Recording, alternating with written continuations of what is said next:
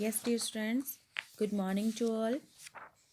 First of all, I inform you that today you will write long question third and fourth of lesson number 7 that and the PDF of these questions already I have sent to you, and also you will understand the topic in 8th lesson, the first empire, the Mauryas.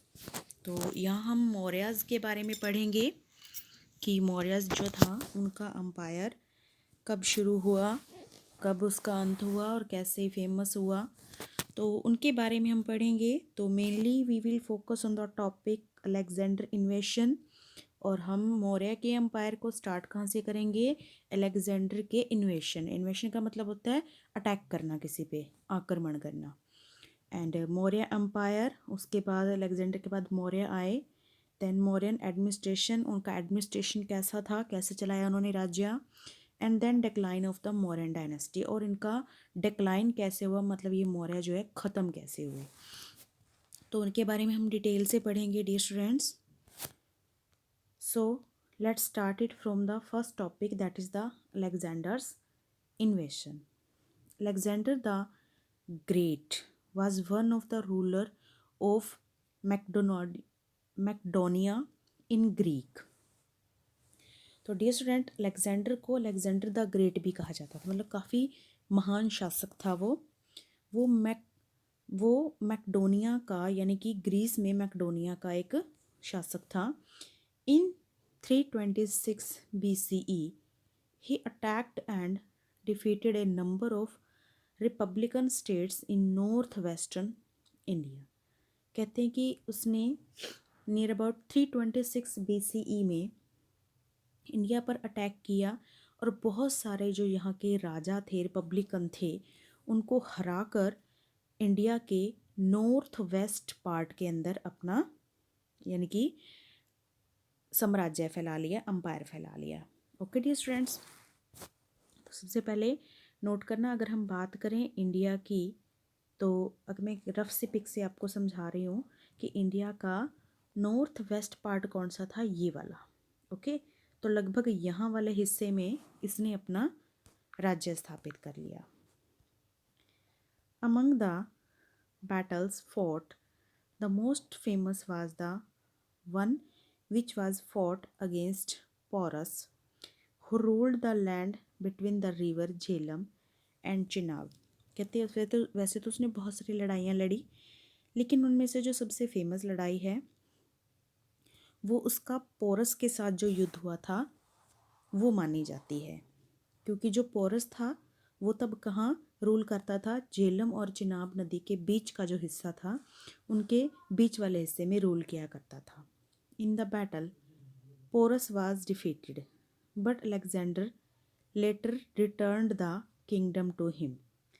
कहते कि वैसे battle में जो porous था वो हार गया था, लेकिन फिर भी जो अलेक्जेंडर था उसने उसे उसका राज्य वापस कर दिया। मतलब अलेक्जेंडर ने उसके जगह पर अधिकार नहीं किया।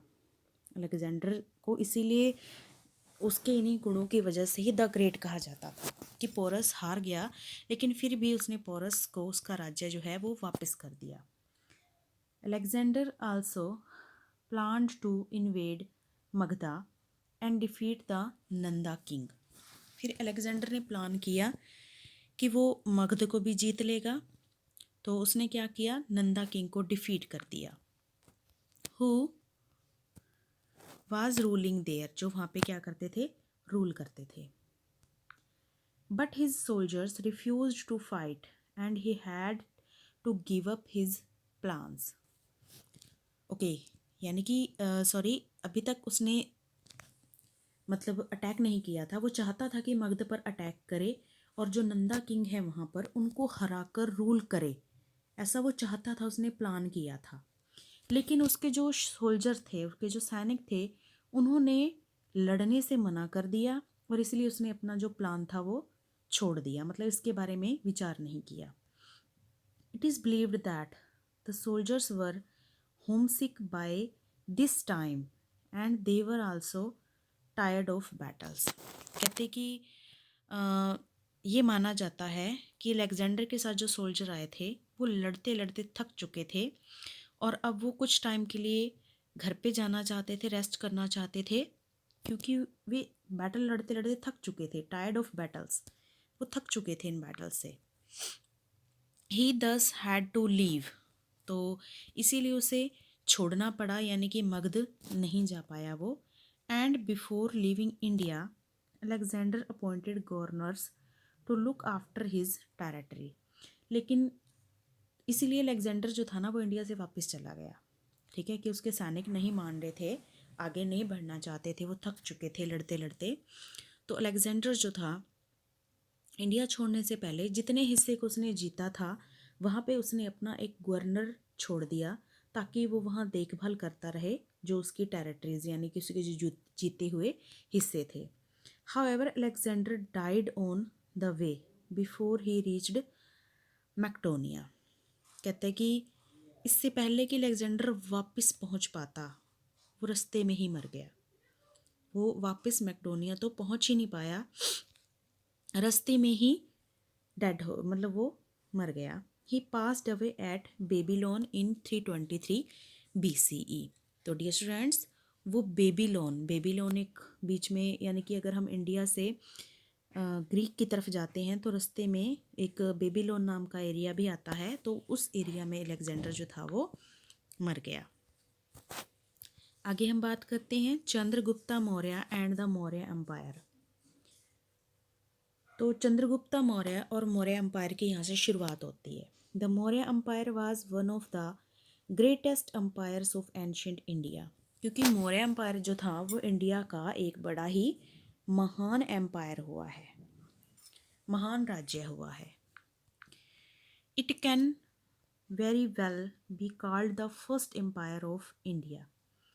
एक्चुअल में इंडिया का जो एम्पायर है वो पहला एम्पायर इन्हें ही कहा जाता है, जो इंडिया के राजा हुए, ठीक है। पहले जो फॉरेनर थे वो आके वहाँ अटैक करके वो रह के राज करते थे, लेकिन अगर हम इंडियन बात करें कि जो इंडिया में ही पैदा हुए, इंडिया के ही राजा हुए, तो अगर हम उनकी बात करें तो इनको फर्स्ट एम्पायर कहा जाता है इंडिया का। It was founded by Chandragupta Maurya. और ये और ये एम्पायर किसके द्वारा सेटअप किया गया? चंद्रगुप्ता मौर्य के द्वारा।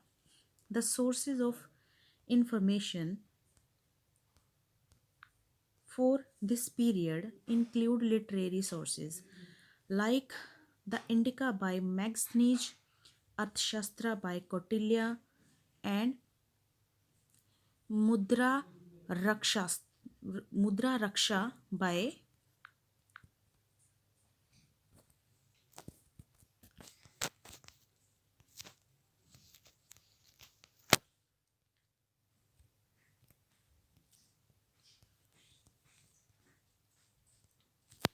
yes मुद्रा रक्षा बाय विशाखा दत्ता।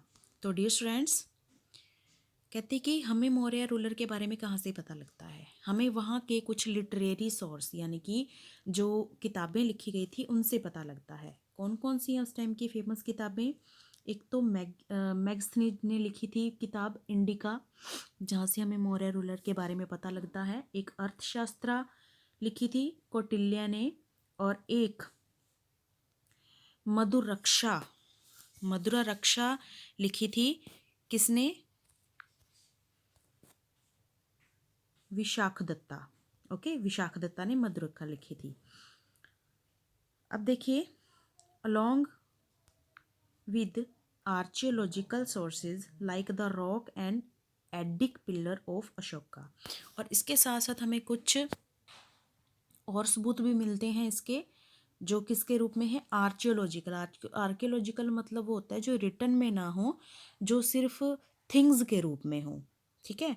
जैसे कुछ पत्थर मिले हैं, कुछ रॉक्स मिली हैं ऐसी, ठीक है, या कुछ एडिक्ट पिल्लर यानी कि कुछ ऐसे पिल्लर मिले हैं जिनके ऊपर अकबर ने खुदाई करवा के कुछ उपदेश लिखवाए थे। तो ये सब चीज़ें हमें मिली हैं जो हमें किसके बारे में बताती हैं? मौर्य रूलर्स के बारे में बताती हैं। Chandragupta was an ambitious and intelligent person who came to power by overthrowing the Nanda ruler. तो कहते हैं कि जो चंद्रगुप्ता थे वो एक बहुत ही एम्बिशियस होता है कि मतलब बड़े ही एक जो इच्छा रखने वाले होते हैं, है ना, इच्छाओं को पूरा करने की जिसके अंदर पूरी भावना भरी हो। एक एम्बिशियस और एक इंटेलिजेंट पर्सन थे जिन्होंने नंदा रूलर को हरा के और इस एरिया में अपना रूल सेटअप किया था। With his exceptional military abilities he managed to become the emperor of Magadha in 321 BCE। कहते हैं कि उसकी जो मिलिट्री की एबिलिटीज़ थी वो बहुत ही ज़्यादा थी, यानी कि उसकी मिलिट्री बड़ी ही अच्छा काम करने वाली मिलिट्री थी और इसीलिए वो मगधा का एक एम्परर बन सका। यानी कि वो एरिया जो था वो मगध था, वहाँ पे रूल जो आया वो किसका था, मौर्य का था। In this task he was guided by his advisor Chanakya who is also known as Kautilya.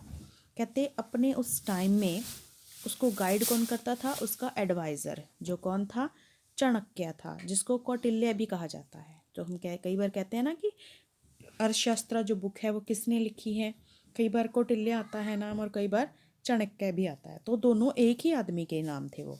Chanakya was a wise ब्राह्मण स्कॉलर हु रोट द अर्थशास्त्र।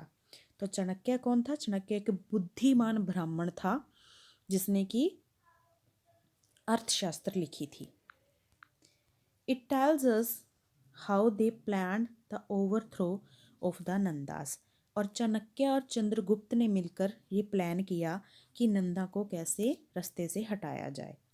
After coming to power Chandragupta defeated Seleucus Nicator and the Greek governor of Alexander. तो dear students, हमने अभी भी पढ़ा था कि Alexander जो था वो जब वापस जाने लगा तो उसने अपना एक गवर्नर वहाँ पे छोड़ दिया था कि उसकी जो टेरिटरी है, जीते हुए हिस्से हैं, उनकी देखभाल करे। ठीक है, तो वो पर्सन कौन था, वो गवर्नर, वो सेल्यूकस निकेटर था। तो चंद्रगुप्ता जैसे ही पावर में आए तो उन्होंने इस सेल्यूकस निकेटर को भी हरा दिया, जो कौन था, ग्रीक गवर्नर था, किसका, अलेक्जेंडर का। And freed north India from Greek control.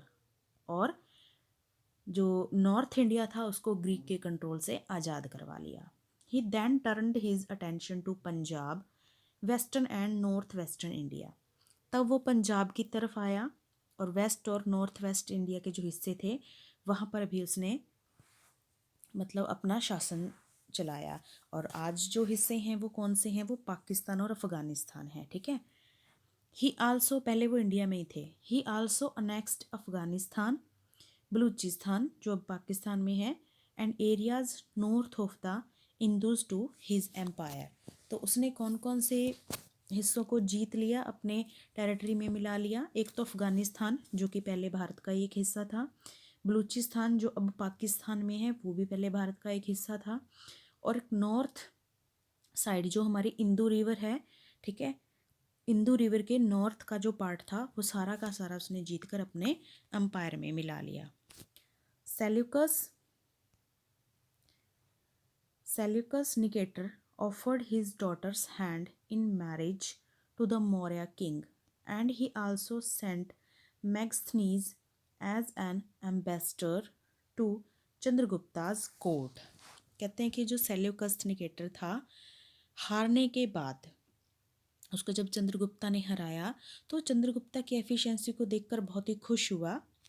तो कहते हारने के बाद उसने चंद्रगुप्त को अपनी बेटी का हाथ दिया, यानी कि उसकी जो मैरिज थी वो राजा के साथ करवा दी, और उसने अपना एक एम्बेसडर भेजा। मतलब एम्बेसडर होता है जो दूसरे देशों में दूत बन के जाते हैं, ठीक है, उनको एम्बेसडर बोलते हैं। यानी कि आप दूसरे देशों में जा रहे हो वहाँ की सूचनाएं इकट्ठी करके अपने देश को देने के लिए। तो उसने एक एम्बेसडर भेजा था जिसका नाम था मैगस्थनीज। और अभी भी हम पढ़ चुके हैं कि मैगस्थनीज ने एक बड़ी फेमस बुक लिखी थी, कौन थी वो, इंडिका। ठीक है, तो इंडिका लिखी थी मैग्स्थनीज ने, जिसमें उसने किसका जिक्र किया था, मौर्य एम्पायर का जिक्र किया था। ठीक है, तो ये सोर्सेज में हम इसको भी काउंट करते हैं। तो जो एक एम्बेसडर भेजा था मैग्स्थनीज, वो चंद्रगुप्त के टाइम में आया था। In the south to the Maurya empire extended beyond the Vindhyas and reached Deccan. कहते कि अगर हम बात करें साउथ वाले हिस्से में, ठीक है, अगर हम साउथ की बात करें तो जो हमारा इसका अंपायर था मौर्य का, वो विंध्या से दक्कन तक पहुंचा। देखो मैं आपको मैप के ज़रिए बताना चाहूँगी। लेट्स सी कि जो चंद्रगुप्त मौर्य था उसने ऊपर वाला जो हिस्सा है अफगानिस्तान वहाँ जीत लिया, ये पाकिस्तान का हिस्सा है, इसे भी जीत लिया था। ये सिंधु के नॉर्थ वाला हिस्सा था, इसे भी जीत लिया, और पंजाब और उसके साथ वाले कुछ इलाकों को भी पंजाब वाला जो एक बहुत बड़ा हिस्सा था पंजाब का, पहले पंजाब यहाँ तक फैला हुआ था, हिमाचल प्रदेश भी उसके अंदर आता था, इस हिस्से को भी उसने जीत लिया। और उसके बाद देखिए यहाँ पर एरिया आता है विंध्या और दक्कन का। ठीक है, तो इस हिस्से को भी जो चंद्रगुप्त मौर्य था उसने जीत लिया। डियर स्टूडेंट्स, इस मैप को अगर आप ध्यान से पढ़ो तो यहाँ पे इन्होंने यही दिया है, the Maurya empire showing the principal cities and some of the places where inscriptions were found. तो यहाँ पे जो आपको ये दिखाई दे रहे हैं, ये सारे के सारे कौन से हैं, ये मौर्य एम्पायर की इम्पोर्टेंट सिटीज़ हैं। ओके, और इनके इंस्क्रिप्शन यानी कि इनके जो अवशेष मिले हैं या इनकी जो चीज़ें मिली हैं इनके उससे रिलेटेड, वो कहाँ कहाँ मिली हैं, वो जहाँ पे ये ब्लू कलर के डॉट है ना, तक्षशिला, उज्जैन, पाटलिपुत्र। ठीक है, तो ये इनकी इम्पोर्टेंट सिटी थी, तक्षशिला, उज्जैन और पाटलिपुत्र। और बाकी जो एरिया है रेड डॉटेड, यहाँ पे इन सब के क्या मिले हैं, इंस्क्रिप्शंस मिले हैं। ओके, तो ये देखिए कितने सारा, लगभग पूरा इंडिया ही है जहाँ पे ये चंद्रगुप्त मौर्य जो है अपना रूल फैला चुके थे। तो हम बात कर चुके थे विंध्या एंड दक्कन। विंध्या एंड दक्कन जो थे, ये दोनों हिस्से जो थे जीत लिए गए थे किसके द्वारा, चंद्रगुप्त मौर्य के द्वारा। सो चंद्रगुप्ता's empire extended from Hindu Kush in the northwest to Bengal in the east and from the Himalaya in the north to Narmada in the south। तो अगर हम बात करें चंद्रगुप्त का जो अंपायर था वो कहाँ से कहाँ तक फैल गया, नॉर्थ वेस्ट में हिंदू कुश एरिया से लेके बंगाल तक, ईस्ट के बंगाल तक। और अगर हम बात करें नॉर्थ और साउथ की, तो हिमालय से लेकर नर्मदा रिवर तक। Let's see again in map. Yes, let's see, अगर हम बात करें नॉर्थ वेस्ट में हिंदू कुश एरिया से लेकर बंगाल तक, बांग्लादेश जो है वो, और हमारा जो वेस्ट बंगाल है वो पूरा मिलाकर पहले ये एक हिस्सा था बंगाल। ठीक है, तो लगभग यहाँ से यहाँ तक भी उनका अंपायर फैल गया, कहाँ से, नॉर्थ वेस्ट से ईस्ट तक। अगर हम बात करें नॉर्थ की, तो नॉर्थ में हिमालय से लेकर के यहाँ पर आपकी है नर्मदा रिवर, लगभग यहाँ इस वाले एरिया में आती है नर्मदा रिवर। यहाँ इस हिस्से तक जो पूरा का पूरा हिस्सा था वो किसका था, मौर्य एम्पायर का था। Clear. Next see, it was in fact an extremely vast empire. और अगर हम देखें तो ये वास्तव में एक बहुत ही बड़ा एम्पायर था उस टाइम में। Towards the end of his life Chandragupta became a Jain monk and in 298 BCE he gave up his throne in favor of his son Bindusara. तो कहते हैं कि जब उसके लाइफ के अंतिम दिन आए, ठीक है, यानी कि उसे था कि वो बुजुर्ग हो गया या मरने की कगार पर पहुंचा, तो तब उसने जैन धर्म को अपना लिया। वो जैन धर्म का एक मॉन्क बन गया, ठीक है, यानी कि उसका एक संत बन गया। कब, 298 BCE में। और तब उसने अपना जो राज्य था वो छोड़ दिया किसके हाथों में, अपने बेटे बिंदुसार के हाथों में। उसने अपना राज्य बिंदुसार को सौंप के वो खुद क्या बन गया, एक मॉन्क बन गया। तो काफ़ी अच्छे से इस राजा ने अपनी लाइफ को स्पेंड किया और काफ़ी कहते हैं ना कि इंटेलिजेंसी से इसने जो अपना रूलर था उसे चलाया। ओके, तो in the next part we will read about the next ruler from the Bindusara to the next